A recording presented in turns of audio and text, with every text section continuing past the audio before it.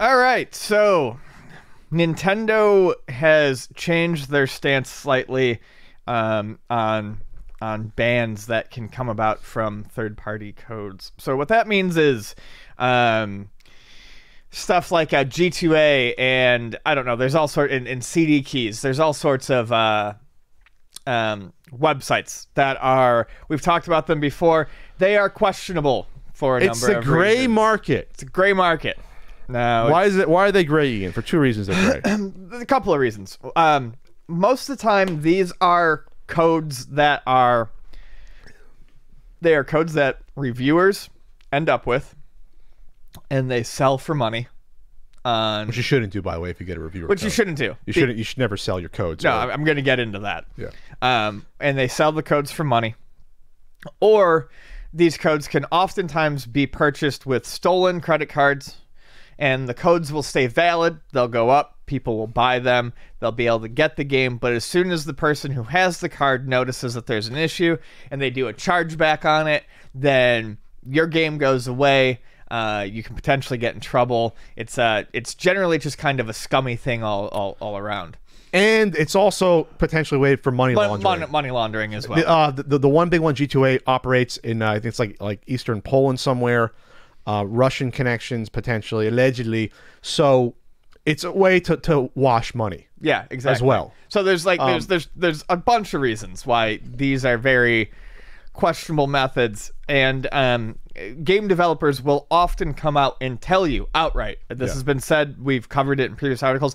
If you're going to do this, they'd rather you just steal the game outright. Just pirate the game. Yeah, versus paying someone that's doing bad things and encouraging behavior, especially like stealing credit card numbers. Yeah, credit card fraud, money laundering, or even still selling codes that have been given to you.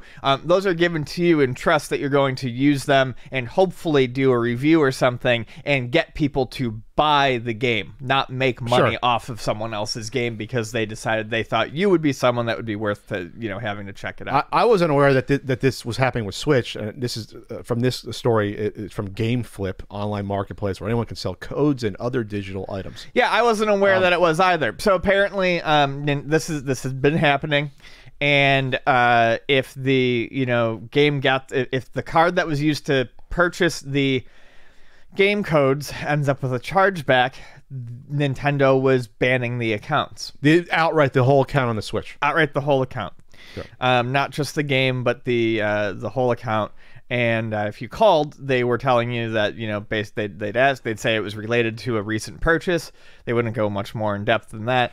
And they'd say it was out of their hands. There's nothing they could do. Okay. So apparently this has, happened enough.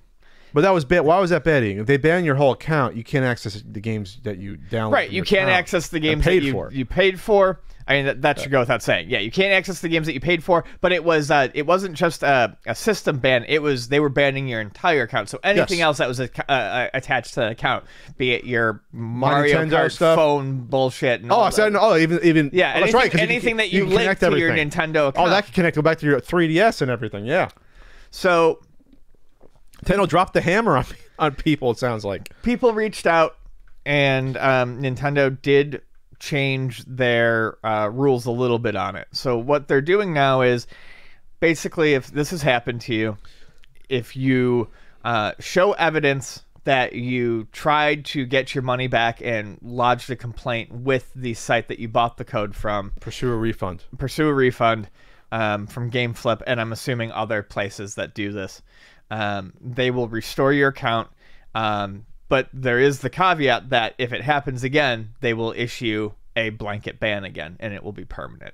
Okay, so Nintendo's doing the right thing here, because you have to discourage this behavior, I think, in general, in these gray markets. But maybe people make a mistake or don't realize what they're doing at first. They realize it's like, people like to save money, and not everyone knows what's going on. A $10 code to a game that should cost $50, I'm in. Well, they don't realize that could have been gotten illegally. Right. That code. So that's good on Nintendo for changing it there.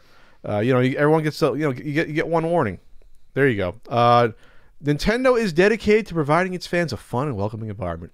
Nintendo, in a statement to Vice Games, said, "To that end, we take steps necessary to prevent fraudulent activity. Fans interested in purchasing digital content or codes to download that content can always do so through the Nintendo eShop, Nintendo.com, or from authorized retailers." That's what you expect Nintendo's going to say. Yeah, and I mean, I don't necessarily blame people wanting to get stuff cheaper, especially Nintendo stuff that never ever goes on sale. But Sometimes you get those emails saying stuff goes on sale. hey, $5 off. $5, maybe 10. So I mean, you build up the coins for credit, right? but like I said, I get it, and I don't think I don't expect everyone to know how these sites operate. But as in most things in life, if it seems too good to be true, It probably is. it probably is too good to be true. It happened twice with the same person in Point Loma, where I came out of the supermarket and two guys in a van come up and say, hey, you want to buy a sound system? And I'm like, okay. And then like I was in the van. It's like this probably sound system that probably costs $5,000. It's like one of these Hondo ones, Right. You know, and I know the guy stole them. Like, I mean, because no one's looking to get like I think he said he'd want like only like 1,000 for it. And I'm like, this has to cost easily 2,000 or 3,000. Sure. This is like the audiophile sound system, and this is the online version of that. That's all. That's all I'm trying to say. Like, you still people that find stuff fell off the back of a truck, but you know. Well, I mean, common problem. There's a common scam. I knew someone back in Buffalo who, you want to buy this laptop? You want to buy this laptop? And they try to move you real quick in the parking lot of like a big store. And he, spent like $100 on this laptop that was probably, should have been worth, like 800. And, you open it up and there's a brick in there, surrounded by paper. And it's like, you know what it was when I was in high school? Huh. It was shocks for mountain bikes. Because in the mid 90s, shocks on mountain bikes were pretty brand new and they were expensive. Really? They were like $300 just for the shocks. Now any mountain bike you buy in Target for $120 has shocks on them. But there was a time where they didn't have them.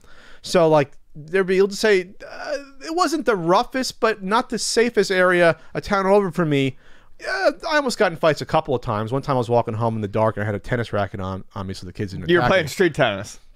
I played regular tennis. Oh, okay. But that playing tennis saved me from getting beat up by two thugs that were around my age because I had a tennis racket. They were going to cost me for whatever money, but it was like, oh, he's got a tennis racket. They wanted to play a certain kind of street tennis. Yes, and I would have slammed the racket against their skulls. Thick but quick pat, or just ran away from them. Either way. So, what was I saying? Oh, but there was a kid that we kind of hung out with that, Mountain bike shocks. When there's a park, a decent sized park, that's really where everyone congregates and you get all walks of life when you're a teen. Mm-hmm. We're talking like 13, 14, 15. And the one teen is like, oh, you want shocks for your mountain bike? I had a pretty good mountain bike. I had a Mongoose, pretty good brand. Sure. But it was right before, the shocks were cheap. I can get you. He's like, oh, I can get you shocks for like $50. I'm thinking, how is he going to do that when they cost like $250 for that front fork shot lip? Like, you got to rip them off a bike. So that was happening. So it's always been happening. People have been ripping off items. I never told you that story about the tennis racket almost got beat up. No. I didn't get into a lot of fights as a kid. I only got into like a handful. But I learned how to navigate around them the older I got. That's the whole point. You navigate around them. Yeah, I didn't get into any fights in high school. I got into fights in middle school. I think the last real heavy fist fight I got into was 8th grade, so like 14. Yeah, that would be the last one. That would have been about the same for me. At 13 years old, 12 years old. And then in high school, it was like almost, but you gotta know a lot of times it's saving face with people, and one time, well, whatever, I won't get into it. That's a whole other story. I almost got in a fight with someone that was a friend that was like a freaking shot putter and javelin thrower. That would have ended horribly for me. Oh, that wouldn't have been good. John, love you, John. We're still good terms, but wow. Yeah, that was a rough one. He was like 5'7", but like 240. Like it was just like built like solid stone. Anyway, all right. Anything? Sorry, we're talking about bands. All right, so it's good Nintendo's doing the right thing. Yes, out here. So be careful where you buy these codes and support the people making the games. That's the most important thing, right? Yes, indeed. There's a thing to point out from the article. Several hours after being contacted by Vice Games, GameFlip announced it was temporarily removing the ability for its users to even sell Nintendo games digitally. We acknowledge that GameFlip users have reported their Nintendo accounts getting suspended a few days after redeeming codes that were purchased within our marketplace. We were working very closely with them by providing support, issuing refunds, and taking all necessary actions to prevent GameFlip and Nintendo users from being exposed to malicious sellers again. It's probably also to keep Nintendo off your ass. Yeah, I have a feeling. I have a feeling it won't be temporary. I have a feeling that will probably. I don't think Nintendo would play around with this. Yeah. At the, long term, Nintendo isn't like they don't walk any sort of tightrope when it comes to piracy. Like they're just pretty. Yeah. No, we're coming after you. We're gonna come after you. So, all right, Ian. Moving on. Unless you have stories about people want to sell you stolen bike parts. No, I don't. Okay.